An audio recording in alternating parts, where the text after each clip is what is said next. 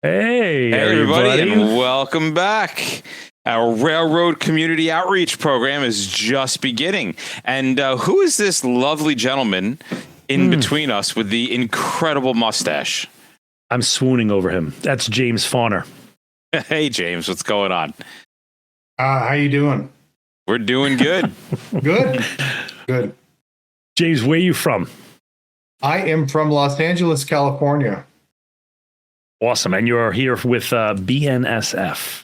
I am BNSF Railroad, yes, sir. All right. So we met him, or at least I met him. It's got to be almost 10 years ago. Multiple times. Yeah. Oh, God. I bring him to all the classes. We teach out in California, and one of the weeks we always bring James out to the classes. They do a phenomenal job. I mean, trailers, props, hands-on stuff, a lecture in the beginning of the day. So we thought, why not have them come on the show and give everybody a little bit of what we get in California? Anything? What do you want? It's not 3 times so far. I'm like, I hope the audio's working. No, it's actually, I just texted him on the side maybe a couple of days ago. It was like the statistic in the PowerPoint about how much commodity can be moved per gallon per mile.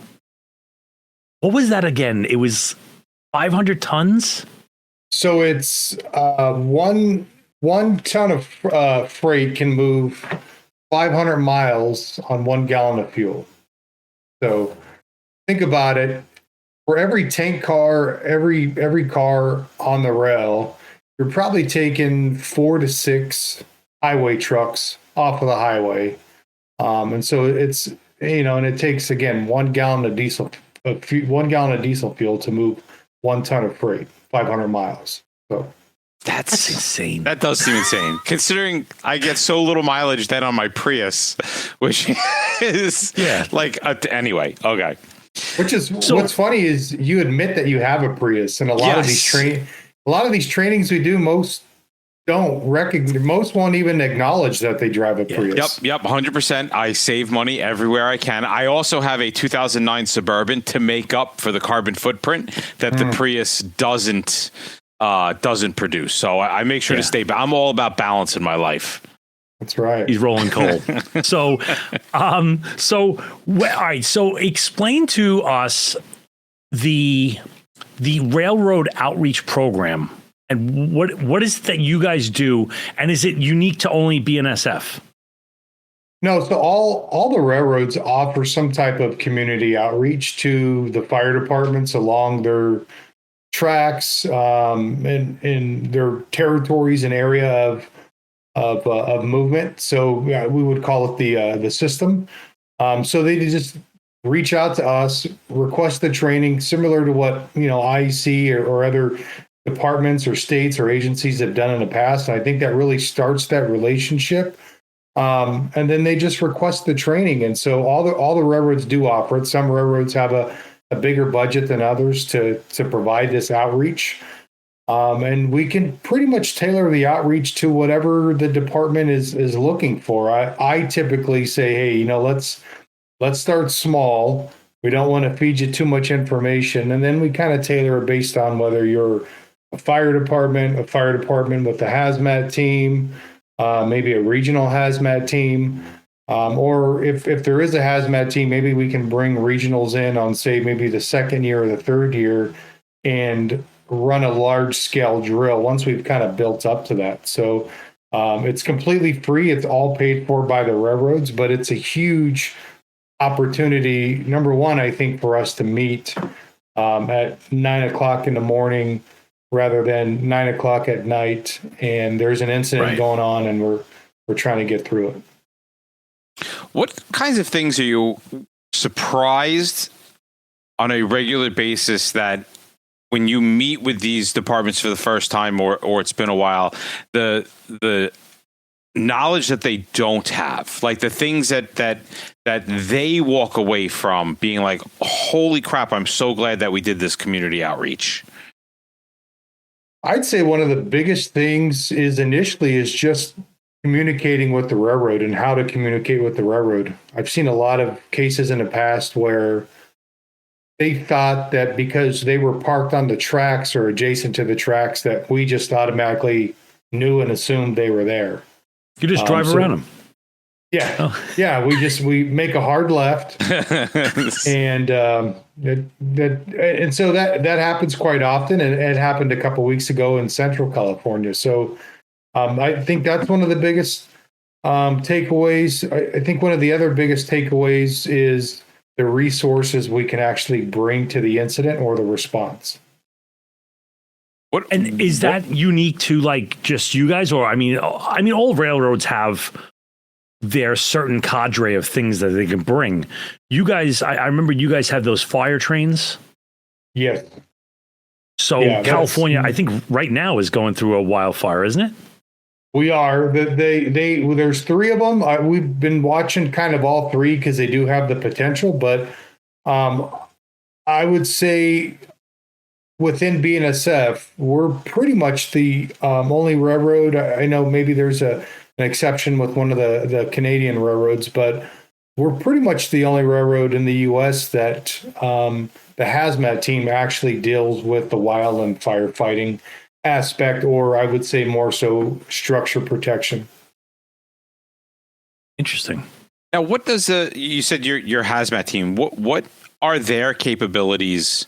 Which is, I know, something you talk about in class a lot, because you guys want to really make sure that the incident commanders and the fire departments understand what it is that you can do when you guys walk in. So what is it that your specific hazmat team with BNSF, what do they do? What are their capabilities? What are they tasked with? How often do they see something? I mean, I would take a look at the news and be like, oh man, derailments and railroad accidents almost never happen. And yet when I talk to you, they happen quite frequently. So what's your experience, and what is the capabilities that the railroad hazmat team can bring to the party? I think one of the biggest initial items we show up with to the party is our knowledge of incident command. So we can show up and literally speak the language. We're all trained up to incident commander, advanced incident command. We're all ops section chief, safety officers, logistics planning. So we can speak that language. We typically fill very specific roles on an incident. And so like I'll typically fill the role of an ops section chief. My bosses, of course, will always be incident commanders, whether it's, unified command or however that's ran. We have folks that are safety officers. So I think we bring that. The other biggest thing we bring is the subject matter expertise of rail cars and railroad and railroad response, and then the resources that come behind that. We're at BNSF a very small team. There's 8 of us that have a territory that respond nationwide to incidents, and so we're a very small. I'd like to look at it as a very elite team on being subject matter experts for tank cars and railroad. We just did a huge drill with in Alabama, and we'll be doing an episode on that soon with another railroad company. And their subject matter expert was kind of relieved because they plugged into this drill and they were ecstatic that they were part of it, because they were like, we never get asked to come and be involved in these things. And when we gave them, we actually gave them, I'm curious what you thought of it. We gave them molten phenol, and they said, yo, this is commonly done around here. Do you guys transport that? We do transport phenol. Yeah. In my former life as a contractor, I've dealt with molten phenol incidents. So, but they were valuable to plug in from the first responder side to say, we're having this go on, what kind of decon? And they just clicked right in. They knew exactly, we're going to use sodium bicarbonate. We're going to use this. And within 2 phone calls, they had trains of stuff coming in, theoretically, because it was a drill. But in real life, they said, yeah, we can get that stuff rolling like immediately. Absolutely. I mean, that's something I think sometimes some fire departments or agencies, I think it's gotten way better now, but I think, 20 or 30 years ago, you used to kind of have the fire department and then you had the railroad, and they were kind of on opposite ends of the street, to where nowadays I think they'll definitely intermingle. And that's where this community outreach is key, just getting to know these folks beforehand. And we want them to reach out, and we want them to invite us into that unified command. So when we do show up, we're a part of it and we're help making decisions. I mean, it's, for me, it's huge, because we've dealt with that. If you were to tell a fire department, hey, we have to flare down this propane car, they may look at that and say, oh my God, we got to flare this propane car down. But if you let a railroad hazmat manager or one of their contractors that are specialized to do that, what'll happen with that is they'll actually, for us, it's more of we do this 12 times a year. We have the process in our head and our minds. It's written down somewhere, and it's kind of something we do. I don't want to say on a daily basis, but it could be a monthly basis. Maybe we'll do, 10 in one derailment. So I have to blow up a myth here. How many times a year do you guys put on a level A in the real response mode? I've been with BNSF since 2014, and I have never worn a level A since I've been here. Thank you, sir. Hopefully I did go against your myth, but no, every freaking drill we do involves some type of chlorine leak on a rail car with a level A entry, and I'm like, I don't see this statistically being right. Yes. So, do you have any good? Not that they would be good stories, but examples of times that the fire departments and the railroads kind of butted head because there wasn't this community outreach done. They were on opposite sides. What was the situation? What was the ultimate outcome? I'm trying to think when there would have been one. Honestly, I think now, because maybe the last 10 or 15 years, things have gotten to the point of, now they look at us like, oh, these folks are subject matter experts. I did have one as a contractor years ago. In my former life, I was a hazmat contractor for another railroad. And I showed up, and I was there to put a gauge on the car and kind of give them some guidance on how we need to deal with this car. The railroad wasn't available. It was a smaller railroad out in the middle of the desert, and they didn't have the resources. And so when I showed up, they didn't want to let me in, and they said, well, we're not going to let you in. We're not sure of your credentials and your training. And because of the outreach and past incidents I've been involved with the county responding agency, their hazmat team in this case, he literally stepped up and said, yeah, I'm going to vouch for this gentleman and his credentials. And I would be more than willing to go in there with him and make entry to do a initial assessment and size up on this car. And so, again, that initially they didn't want to do it, but again, this gentleman, because of the outreach and all the prior meetings and engagements on other incidents, was more than willing. How many outreaches do you think, speaking just from BNSF, how many people do you connect with a year? Oh, that's easy. We track everything at BNSF. And so I would say this year alone, we're looking probably, I can't give you the end of the year numbers, but I could tell you out of 8 of us that are traveling and conducting these trainings, we're over 6,000 so far year to date, about 6,200. I myself personally have done 40 classes. Wednesday will be 41, and I've trained 986 first responders in California and Arizona. Wow. Jeez. That I have to say. So how the community outreach program, it's each railroad does its own thing. are they set up by a standard, or is it really just the railroad or the contractors or you guys determining, okay, what's the hole in the response? Where can I fill the hole? Like, how does that? How do you train the fire departments to know you're coming and to be ready for you? I guess that's the better way to ask the questions. Well, typically the fire departments will reach out and request the training. We have several resources for them to go online and look at. There's online training. They can request training. If I'm attending some type of LEPC meeting, which I try to attend an LEPC meeting in the different regions in the states, or other meetings, folks will reach out and say, "Do you offer this training?" Absolutely. It's free of charge.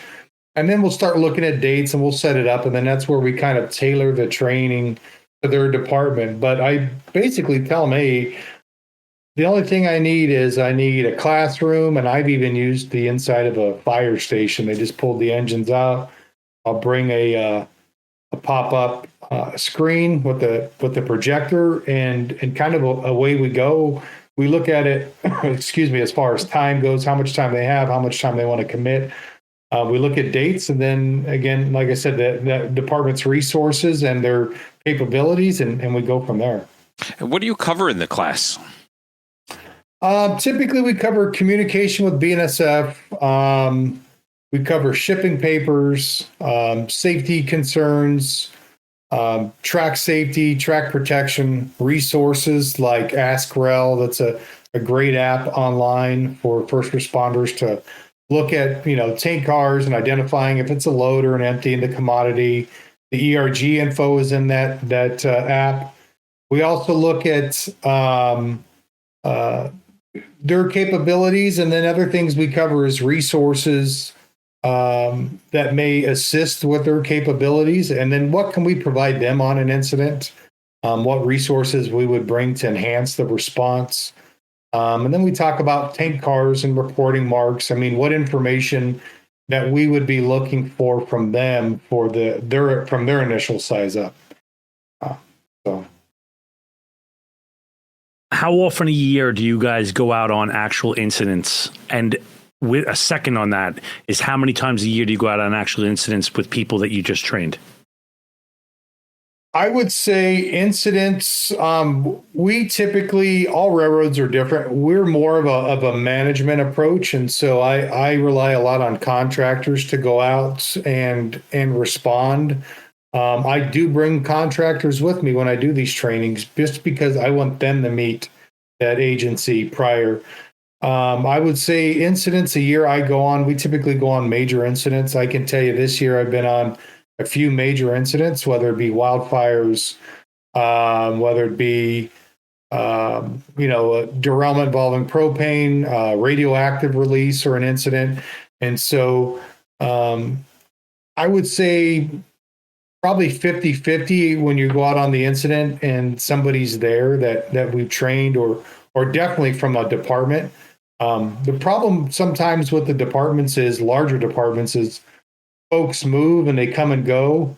Folks are on the hazmat team and they go from a hazmat team and they may go to a different station, and so we don't see them anymore. So, what are some of the challenges that you find going from place to place teaching these classes? It's different everywhere. Some folks are very, very, they want to be very actively involved. And some departments are very aggressive, and some departments aren't too aggressive. And so you got to kind of tailor that training to what that department capability is one thing, but I think willingness. I think one of the biggest things, though, that I see is we can give them and provide all this training.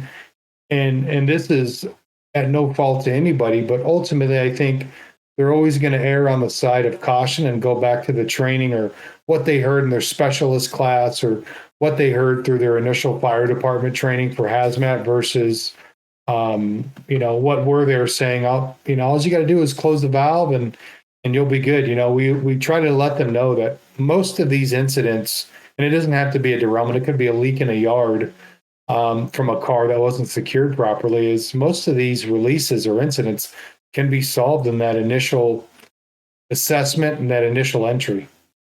Have you been out to any of the national classes, say in like Pueblo, like the rail classes that are out there? And what were your thoughts on them as far as the information?